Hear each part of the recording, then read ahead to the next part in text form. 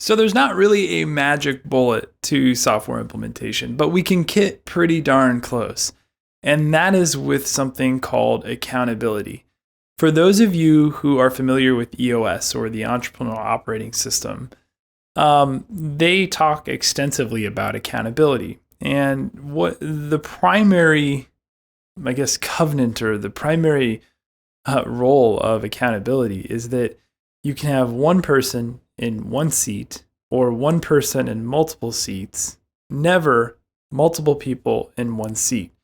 And the reason for that is because if you have multiple people in that one seat, what happens? Well, nobody's accountable. Okay. So if you put Mary, Jim, and Sue in charge of one thing or one project, and let's say it's been, a year and a half, and you just haven't heard any, progress on this thing that you've put them in charge of. Well, what's going to happen? You're going to go to Mary, and Mary's going to say, oh, well, I thought Sue was handling that. And Sue's going to go back and say, well, I thought Jim was handling that, and so on and so on. And so you get the gist of sort of finger pointing. But that's the goal of accountability, is just simply to say, okay, one person is accountable. And the same goes with software implementation. One person from your organization should be accountable for the whole of the implementation, period. A lot of times we're handed somebody who's not motivated by change, or they're kind of lukewarm to the idea, or they have their own thoughts, and maybe during the evaluation process their ideas didn't win out. I mean, you name it, we're handed a wide variety of temperatures. And but more than anything else, 90% of the time that individual just expects us to do setup and configuration and make changes to their data ourselves. And when we really started to dive into our process on Sage Intacct for construction, we were like, we can't let this happen. It just can't. That can't be the case. And so that's why it's not the case anymore. The bottom line is that somebody from your organization needs to be accountable for software implementation, and they need to be driven by change. They need to be someone willing to get into the details. And they also need to be somebody who can break down your vision.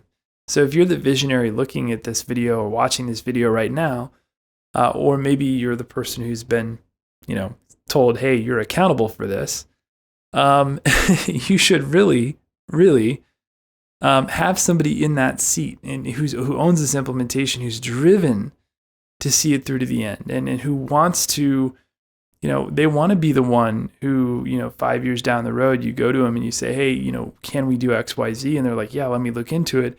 And they dive right into it and they look at it. Well, without that accountability, what happens? Well, that accountability gets put onto us. The VAR, the value-added reseller, the business partner, the consultant, the third party, we get transitioned that accountability by default. And no harm, no foul. But as soon as that happens, as soon as you're looking to the consultant to, do basic things, to make changes to your data, to do basic things like import or upload data, or do any of that kind of stuff, the minute that you're relying on a consultant to do that is the minute that knowledge has just walked right out your door. And you're going to have to pay for it in perpetuity. And that may seem counterintuitive to what I do, but I would much rather have customers who are like, hey, I'm going to dive right into this thing. Give me as many self-serve resources as I can. Let me dig into this with my team. We'll come up with a plan. We're going to come up with our own schedule. And you've provided us enough resources to make that happen. That's awesome. And so we're gonna make this happen internally, but not the other way around. You shouldn't be looking to your VAR or business partner on like, how do I do this? General guidance, sure, absolutely. Here's a general framework of how you want to go about doing this, but you really want it internal.